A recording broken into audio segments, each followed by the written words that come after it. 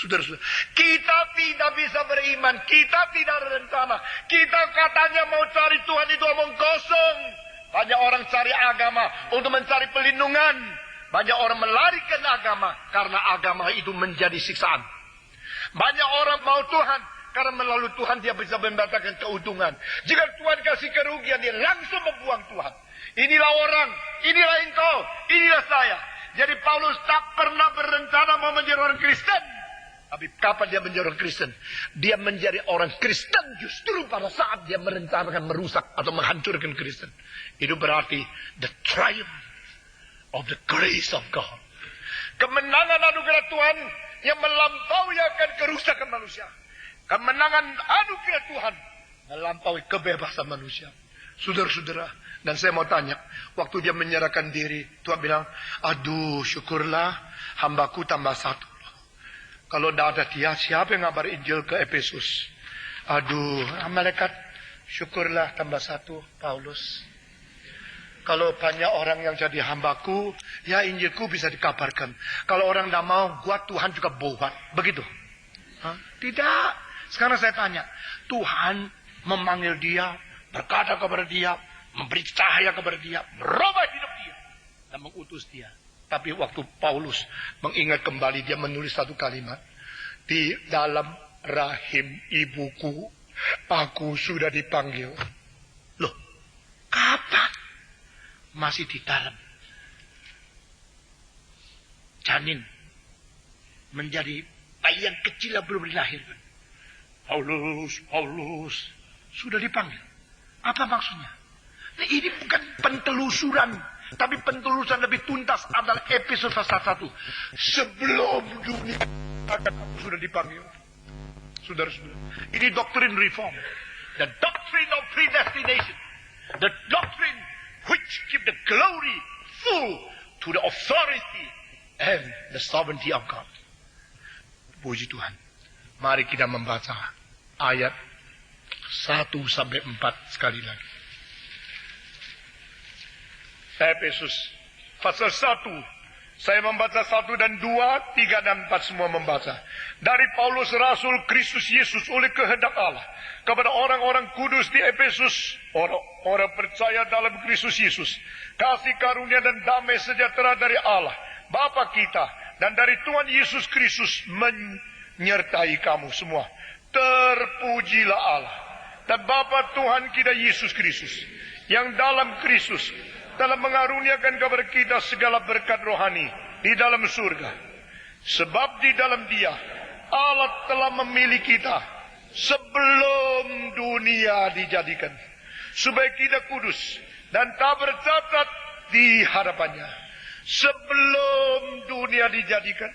Oh, ini istilah muncul pada permulaan, muncul pada Efesus, baru menerima surat, kalimat itu muncul. Hah? Kalau begini saya menjadi orang Kristen, bukan karena jasaku, bukan karena kemauanku, bukan karena kelayakanku, karena waktu itu aku belum lahir, bahkan belum lahir, ibuku pun belum lahir, bukan saja ibuku, nenek moyangku belum lahir, bukan saja demikian, sebelum dunia diciptakan. Saudara-saudara, di sini langsung indikasi, our God is an eternal God. Our God is God who transcends time and space. Our God is supra-historical God. Our God is supra-empirical and rational God. Our God is beyond our comprehension. Allah yang melampaui akan pengertian kitab. Allah yang berada di taktanya sendiri. Allah yang melampaui sejarah. Allah yang melampaui waktu dan tempat. Allah yang melampaui pengalaman dan pikiran. Allah yang melampaui segala marifat dan bijaksana manusia. Sebelum dunia diciptakan, Tuhan sudah memilih. Saudara sekarang tahu berapa serius menjadi orang Kristen?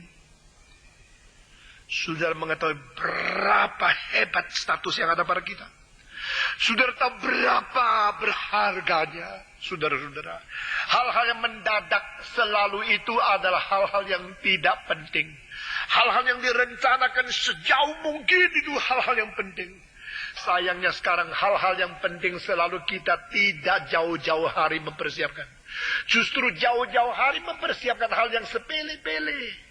Saudara-saudara, mau menjadi pekerjaan Tuhan, mau menjadi saksi Tuhan, tidak siap-siap. Tapi kalau katanya mau ikut tamasya ke Alaska, siap. Cepat-cepat siap, bajunya berapa banyak, siap. Hal yang kecil-kecil siap-siap terus. Rencana-rencana terus. Hal yang besar-besar tidak siap. Inilah kita. Sekarang saudara lihat. Allah pun, even God himself, plan from eternity for this great thing. To choose you, to predestinate you, to call you to be the children of Him. Kalau demikian, ditumbang tangan atau tidak, tidak soal. Dikucil atau tidak, tidak peduli. Diterima atau tidak oleh gereja kelihatan, tidak ganggu. Saudara tahu? Nah, kalau ini mempunyai akar sampai di situ menjadi fondasi hidup, the courage to be, my existence cannot be shaken. My foundation cannot be removed. My presence cannot be ignored. Saudara-saudara, keberadaanku, fondasiku, hidupku tidak bisa digoncang oleh siapapun. Siapa bilang ini doktrin yang irrelevan? Siapa bilang ini tidak praktis? Sekali lagi, doktrin dari reform memberikan pengertian kepada kita yang disebut praktis adalah semua ajaran dan rencana Allah yang bisa kita alami. Itulah praktis. Saudara-saudara, bukan secara praktis. Ini lebih praktis dari segala hal yang disebut praktis oleh orang-orang yang tidak mengerti apa sebenarnya praktis. Ini lebih fundamental dari segala sesuatu yang tidak mau fondamen. Saudara-saudara, Allah memberikan kepada kita suatu pengertian dari kekekalan, dari sudut, dari takhta Tuhan Allah. Sekarang saya lihat saya sendiri. Saudara-saudara, manusia adalah satu-satunya makhluk yang bisa memisahkan diri dari diri, lalu melihat diri dari objektivitas diri, melalui subjektivitas diri. Man is the only existence can separate your existence from the subjectivity and objectivity. Then you can evaluate and you can see yourself with your objectivity based on your subjectivity. Satu-satunya makhluk, satu-satunya keberadaan yang bisa keluar dari diri, lalu melihat diri, menilai diri sebagai subjek dan objek, lalu melihat diri. Saudara-saudara, Stephen Tong harus pakai ukuran apa untuk mengukur Stephen Tong sendiri? Ukuran diri salah bisa gila. Ukuran lebih kelebihan bisa gilanya membunuh. Ukuran kurang gilanya bisa membunuh diri. Saudara-saudara, wrong estimation of yourself become very dangerous. Kalau engkau menilai diri secara terlalu rendah, engkau minder, akhirnya bunuh diri. Engkau menilai diri terlalu tinggi, akhirnya superior, lalu mempermainkan peranan Allah membunuh orang lain. Hitler, orang yang salah menilai diri. Banyak orang yang masuk rumah gila, salah menilai diri. Bagaimana engkau menilai diri? Bagi saya, bagaimana menilai diri? Mari kita menilai diri daripada ukuran, daripada pandangan, daripada perasaan, rencana kekekalan Tuhan Allah. Puji Tuhan. Saya memang begitu kecil, tapi jangan hina saya. Saya ditetapkan untuk menjadi orang Kristen sebelum dunia diciptakan. Jadi dunia akan lewat, saya tidak lewat. Dunia akan mengakhiri di dalam hari kiamat. Saya tidak kiamat. Karena apa? Di dalam dunia begitu besar, saya begitu kecil, tidak apa. Segala sesuatu yang bergoncang di sekitar saya itu hanya dunia yang sementara. Tapi yang berada dalam diri saya adalah satu identitas yang tidak digoncangkan oleh dunia. Puji Tuhan. Pengertian kesadaran semacam demikian membuat orang Kristen tahu di dalam tubuh Kristus, di dalam diri Kristus, dia mempunyai identitas yang begitu besar. Itulah sebab setan pasti tidak merelakan engkau sewenang-wenang menjadi orang Kristen. Dia akan menghantam engkau, menghancurkan engkau, menggoncang engkau. Menjadi orang Kristen jauh lebih sulit daripada menjadi orang bukan Kristen. Menjadi orang Kristen jauh lebih mengalami tantangan bahaya lebih banyak dari orang bukan Kristen. Jangan kira engkau menjadi orang Kristen, engkau enak-enak seperti naik limusin masuk ke dalam surga. Paulus berkata kepada Timotius, barang siapa kalau hidup beribadah, dia harus dianiaya. Ini dalil tidak pernah berubah.